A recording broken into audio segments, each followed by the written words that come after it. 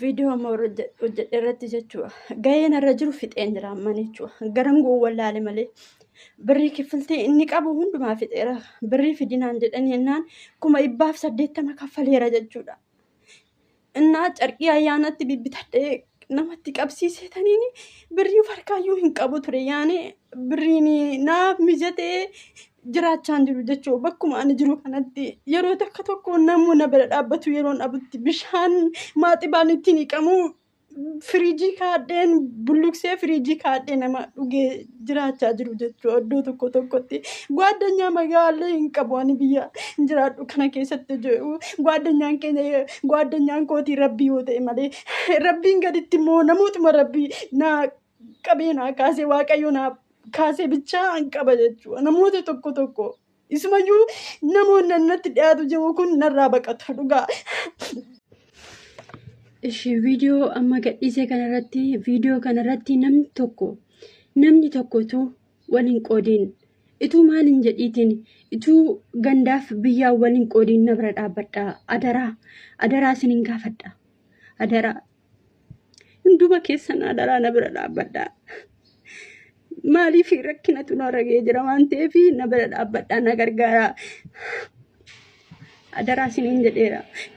Adaraa warri natti qabamtanii jirtan immoo ifa manaaf godha. Na bira dhaabbadha na gargaara. Ijoolleen Suudii keessa jirtanii, ijoolleen Dubaayii keessa jirtanii adaraa na gargaara. Adaraa isiniin jedheera. Warra miidiyaa gurguddaa bira qaban biraa naa gahaatii sagalee naaf ta'a. Na bira dhaabbadha. Adaraa isiniin jedhee adaraa isiniin gaafadha. Adaraa isinitti laattadheera. Amma ammaattis na bira dhaabbadhaa jedhee nama kadhadheen beeku. Amma garuu dufurtiitiin dhufee isin gaafadheera. Batalay warri ilmoo keessaniif jettanii biyyaa baatan jechuudha. Warri ilmoo keessan guddifachuuf jettanii biyyaa baatan. Ilmoo keessan barsiifachuuf jettanii biyyaa baatan. Ilmoo kan koo har'a garuu na jalaa ababbalanii biyyaa baasanii kanaafidha kanan isin gaafachaa jiru jechuudha. Adaraa na bira hin darbina. Ilmoon kan koo daa'imadha ganaa jechuudha. Daa'imadha. Barnoota akka inni addaan kutu na jalaa godhanii barnoota addaan kutee amma garuu biyya biraa jira. Kanaaf na bira dhaabbadhaatii na gargaara. Adaraa warri ilmoo qabdan na bira hin darbina. Adaraa na bira hin darbina. Ilmoo kan koo miidiyaa irratti baasee anaatii miidiyaa irratti viidiyoo hojjetu argitanii beektu. Amma garuu rakkina natti taanaatiin ilmoo kan koo viidiyoo irratti hojjechaa jira. Adaraa natti tolee miti. Na bira dhaabbadhaa na bira hin darbina. Adaraa. Ijoolleen Suudii keessa jirtanii dubarallees ta'e dhiiras jirra naan jedhaa meemee takka asirraan koottaati jirra naan jedhaa isin na barbaachistanii jirtu.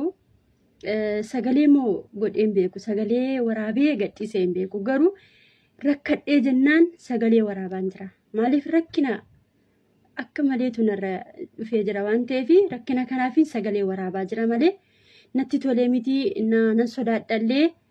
Egaa guyyaa rakkinaa sodaa namarraa gataa wanti hundumtii jechuudha.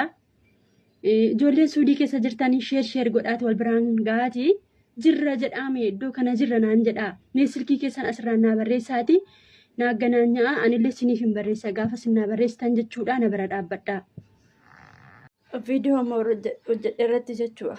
Gaheen irra jiru fixeen jira amma jechuudha. Garan gowwallaale malee. Birrii kiffiltii inni qabu hundumaa fixeera. Birrii fidinaan jedhanii jennaan 180 kaffaleera jechuudha. Innaa carqii ayyaanatti bibbitadhee namatti qabsiisetaniini birrii farkaayyuu hin qabu ture. Yaani birriin naaf mijatee jiraachaan jiru jechuudha. Bakkuma ani jiru kanatti yeroo takka tokko namoonni bira dhaabbatu yeroon dhabutti bishaan maaxibaan ittiin dhiqamu firiijii kaadheen bulluqsee firiijii kaadhee nama dhugee jiraachaa jiru jechuudha. Iddoo tokko tokkotti gwaaddanyaa magaalaa hin qabu ani biyya jiraadhu kana keessatti jiru. Gwaaddanyaa kootii rabbii yoo ta'e malee rabbiin gaditti immoo namootuma rabbii naa qabeenaa kaasee waaqayyo naa kaasee bichaa hin qaba jechuudha. Namoota tokko isumayyuu namoonni natti dhiyaatu jiru kun narraa baqatu dhugaa.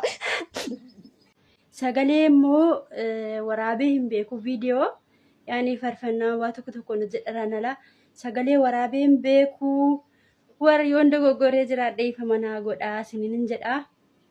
Waan na gargaartaa waan na bira dhaabbattan tokkotu jira. ijoolleen suudii keessa jirtan jiranaan jedhame ijoolleen na jaallattan ijoolleen na bira dhaabbattan adara sagalee koo kana warri dhageessan sheer godhaati wal biraan naagaa adara gaddi koo gadda keessanii gammachuun koo immoo gammachuu keessanii warri na jaallattanis warri na jibbitanis sheer naaf godhaa. Oyyee akkam jirtu ati biyya alaa jirtaayi kan naan jettee obboleessa kiyyaa eeyyee ani biyya alaan jira eeyyee Dubaayeen jira ani jechuudha.